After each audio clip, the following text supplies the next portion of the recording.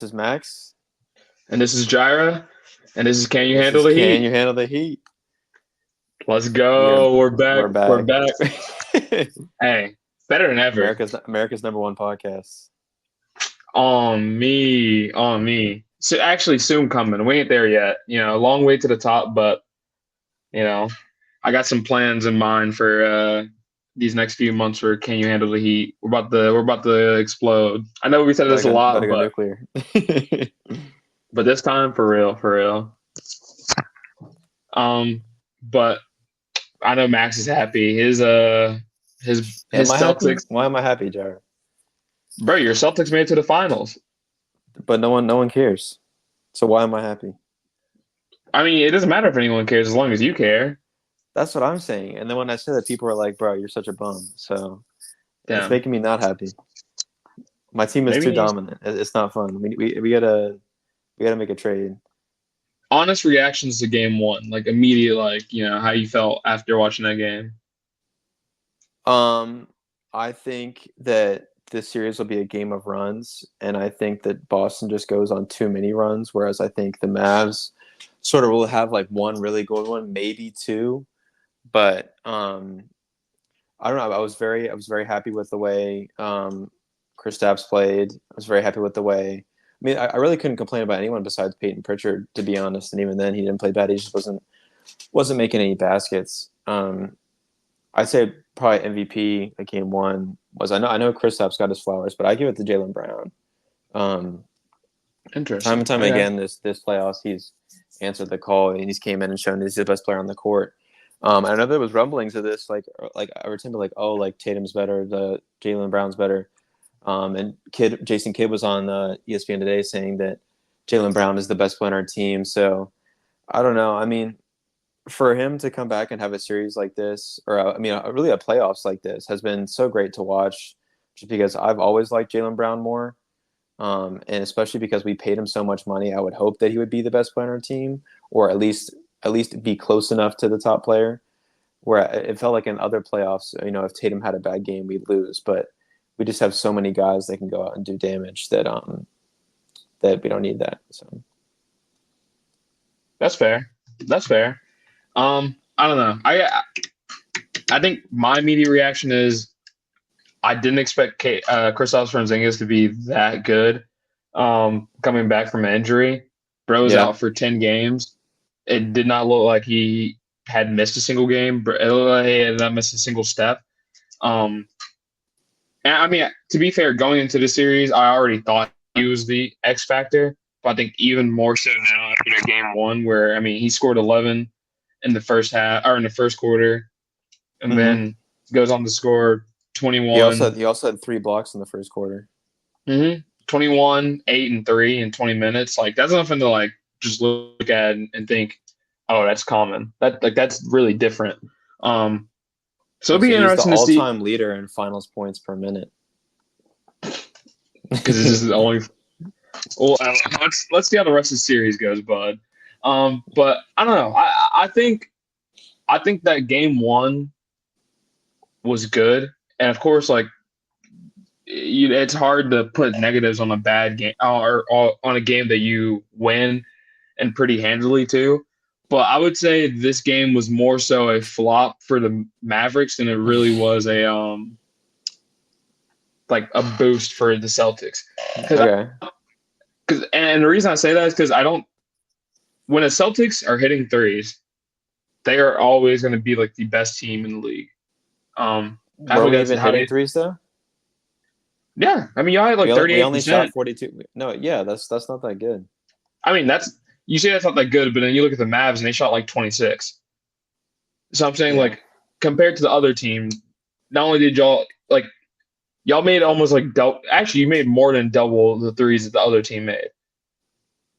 So I just think when y'all are hitting, because I mean, at least y'all were hitting in the first half. In the second half, it did cool down a little bit, but I think that was also because of how wide the gap was. Yeah. Um, I don't know, but other than that, on the Celtic side, it really does seem like y'all are locked in.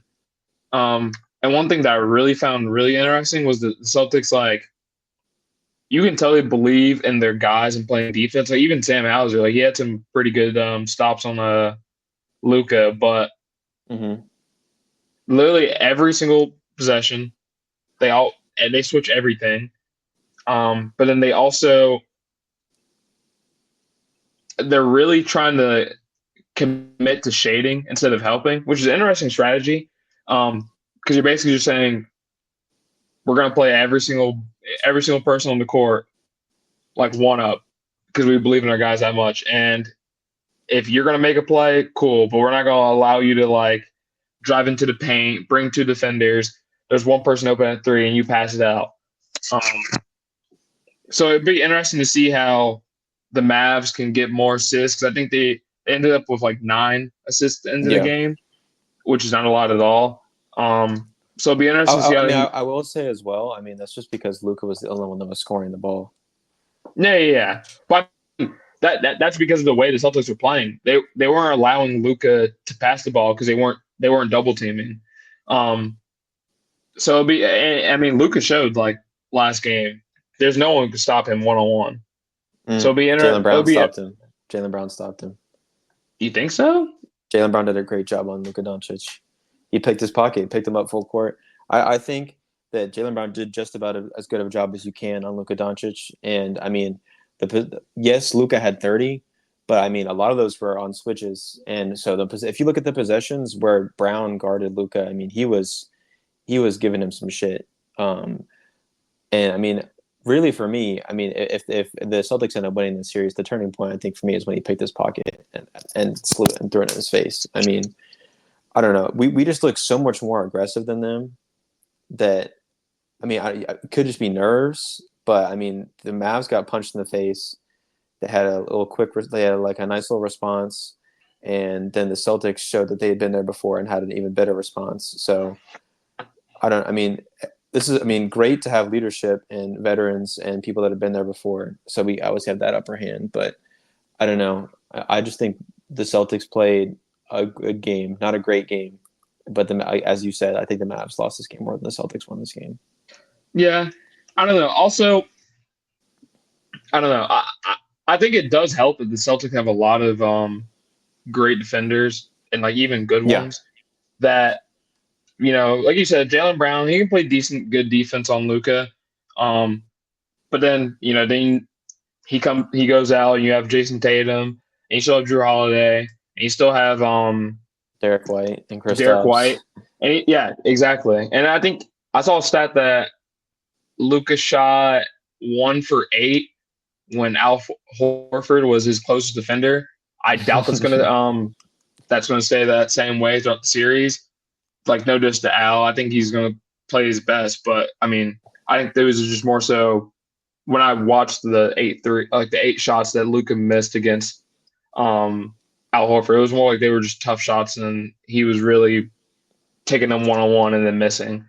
So it'll be interesting to see because, I mean, that's definitely going to be Dallas's plan is to attack Al Horford because if anybody is the weak link on that team's defense, like, I'd say that Al was bad, but he's the weakest link out of all of those players. Slow. Yeah. Yeah, exactly. I mean, he's older. He's like 38. You saw what the Pacers did with the pick and roll situations. I mean, if you just keep on doing him that, like, there's only so much you can do before he just starts getting torched. Yeah. But, I mean, the only way the Mavs, I feel like, can truly win is if the other guys step up. And, I mean, some guys, like Jaden Hardy, he showed that he should definitely be getting more minutes. I would expect for him to take early too. Mm-hmm. He had 11 points in 13 minutes, so I really expect for Josh Green's minutes to go down from 20. And because he tried to drive the flip flop. It's not even that. I don't know. I just feel like Josh Green really hasn't been as impressive as he was at the beginning of the season. Like at the beginning of the season, he really seemed like he was going to be that bench guy, that wild card for the Mavs. I mean, he had some 30-point games this season, did he not? Yeah, I think he did. You know, so it's a little disappointing to see how he's been playing on this championship run. It's been all playoffs, right? Yeah. Yeah, on this championship run for the Mavs. So, and he's a really good 3-game player. So it really would be nice for him to be on the court. But I'd look for Jaden Hardy to get a lot more minutes. I'd look for Tim Hardaway and Dante Exum to also get some more minutes. Just trying some different things. Exum got minutes last series, right, against the Wolves. I remember that. And he played pretty decent in the minutes, at least for what I saw. I'd say he played pretty decent.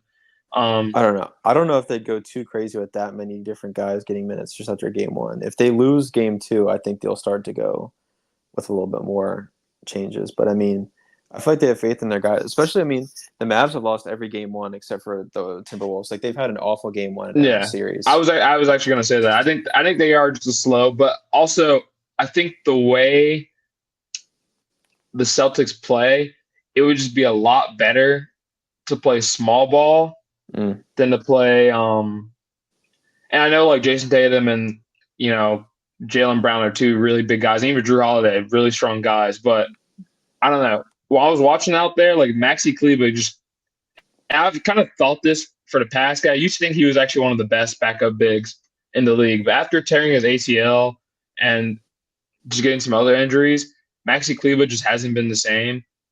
His feet just look slow. Like he just looks like he's not able to move to keep up with these other guys at such a high level. And the Mavs really don't have other than Daniel Gafford and Derek Lively, their five situation isn't the best after that. Especially because Lively got in foul trouble early. Yeah, exactly. There was a lot of ticky-tack fouls, a lot of like stuff that he definitely could have just missed by not being as aggressive. Well, I understand he was kind of trying to set a tone, teams down. He's trying to get them riled back in. I mean, and we haven't even talked about it. Kyrie played horrible. Kyrie shot 6 for 9, had 12 points. Yeah, but we knew that was going to happen, though. You think so? Kyrie's lost 9 straight games against the Celtics. Okay. I don't know. I expect the Kyrie that's been Luka's, running mate to pick it up. But I definitely think he missed a lot of shots that I was just like he would normally make. Yeah, so there was a couple like literally wide open threes. I was like, damn, that's a really because there was one where I think they were down 11 and he had a 3 wide open and then he smoked it and I was like, thank God he missed that. And then we ended up going on a run shortly after that. So I mean, you saw with Indiana. I mean, if you want to beat Boston, you have to take the stuff that we give you. If you're not hitting the easy stuff, then it's going to be a very long series. No, exactly, and that's why I really don't think this series is far from over. I think going into the series, I probably would have said Mavs in 6. No, you would not. No, you would not. I literally would not. That is an outrageous statement. Are you kidding me? I said Mavs in 6 the other day. That is outrageous, Jhyrah. That is actually blasphemy. You think they could win in 6 games? Yeah. Do you still think they can win in 6 games? Yeah, one game doesn't change. That is nuts. That is nuts. You're supposed to win on home court. I would put the Celtics don't win on our home court though. But you're supposed to. That's what home court advantage is for. That doesn't matter. The Celtics have beat every opponent they have on the road this year on this season. All we haven't I'm lost saying a single road game. Is this game does nothing for me in the favor of the Celtics. If anything, like I said from before, it more so put a hamper on what I think about the Mavericks than what boosting what I think about the Celtics. The Celtics are still a team that when threes are hitting, everyone's energy is high. Everyone's flying around playing, amazing defense.